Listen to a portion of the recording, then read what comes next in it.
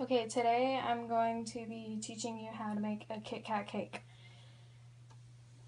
The materials you need for this cake are M&M's, Kit Kats, 2 things of chocolate icing, and 2 things of chocolate cake mix, and 2 round pans. First, I'm going to start with putting the cake mixes in. Because we are using 2 cake mixes, you have to double everything that the box says. So instead of 3 eggs, you're going to need 6, and instead of 1 cup of water, you're going to need 2, and so on. You're also going to need 2/3 a cup of oil for this. Now that we have all our ingredients together, it's time to mix it all in. While you are mixing it, you also need to preheat your oven to 350. After you're done mixing it, you are going to pour it into the 2 metal pans. Before I pour it into the metal pans, I'm going to take some parchment paper and cut it into circles so whenever the cake is done baking, it's easier to get it out of the pan. This is what it should look like. I also sprayed my pan with some butter spray so it didn't stick on the sides. Now you're just going to pour the cake mix in.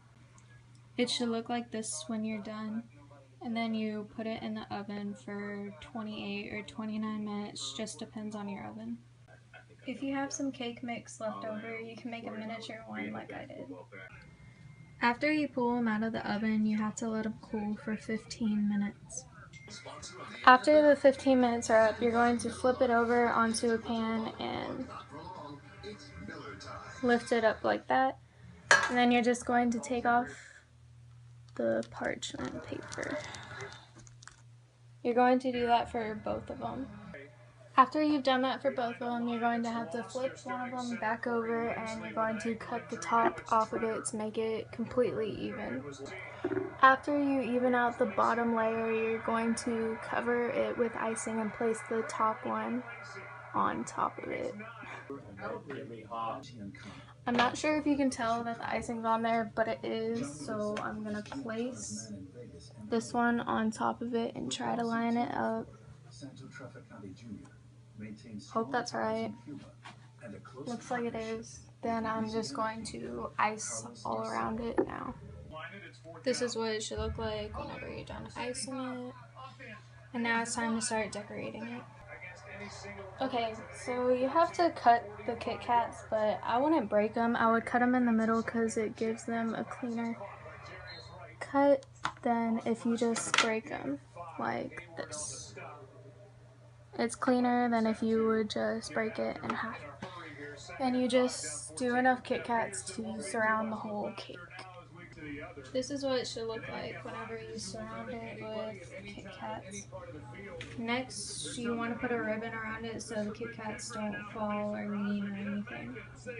That's what it should look like with the bow on it. I can't make really good bows, but that's what it looks like.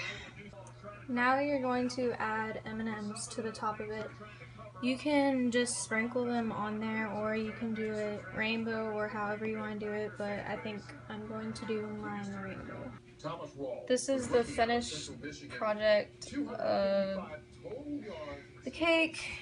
I wouldn't recommend doing the whole rainbow thing. It took me like 30 minutes, but if you have time like that, I guess you can do it that way. And this is how my mini one turned out. So that's the finished product of the Kit Kat cake.